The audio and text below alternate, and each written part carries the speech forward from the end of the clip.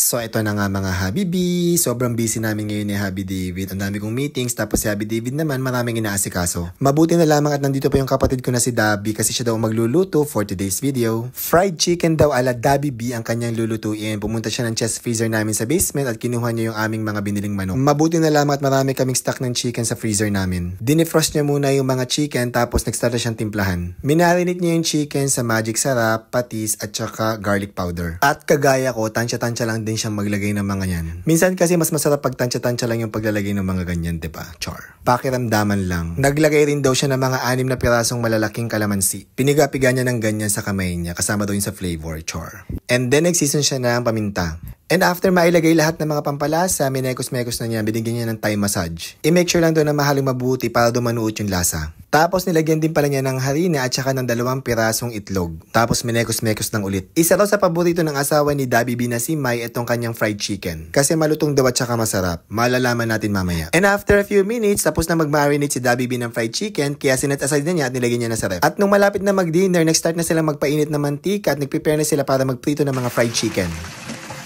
Niluto niya yung mga yan for about 20 to 25 minutes under medium fire. At eto na nga, luto na ang kanyang fried chicken, kaya tinawag na niya kami para kumain. Lindy, tikman na ang niluto ni Dabiano, fried chicken. Mainit pa. Mamaya na po. Mainit. Mainit pa. Ano na ito yan? Palamigin mo muna at mainit. Pero tikman mo lasa. Masarap. Totoo? Totoo po. Ano lasa? Masang may pagmamahal. Garlic. Nalasang bawang? Apa. Anong sausawan mo?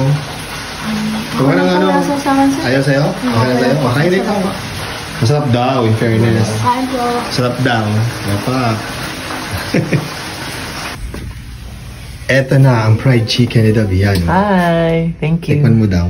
Wow, mainit pa to. Ewan ko, tingnan mo. Ay, it's crunchy. Oh, it's crunchy. Hindi ko pa nga kinakaga to. Tingnan mo. Ay, nga no. Huh? Tsaka maganda yung kulay ha. Tingnan mo.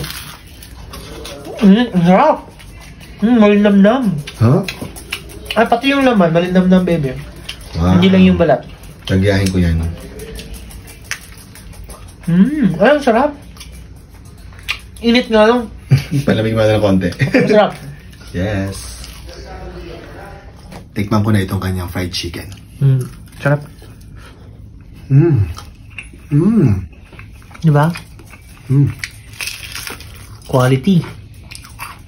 Masarap. May namnam. Malinamnam, diba? Pati yung laman. Init oh. Pati laman. Minsan kasi yung balat. At saka malutong ah. Malutong siya. Dinovel fry ba niya? Sarap. Paano niya pinalutong? Ako lang. Tatanong ko mamaya. Sarap. Thank you, Dabiano. Sarap. Dabi B. Dabi B.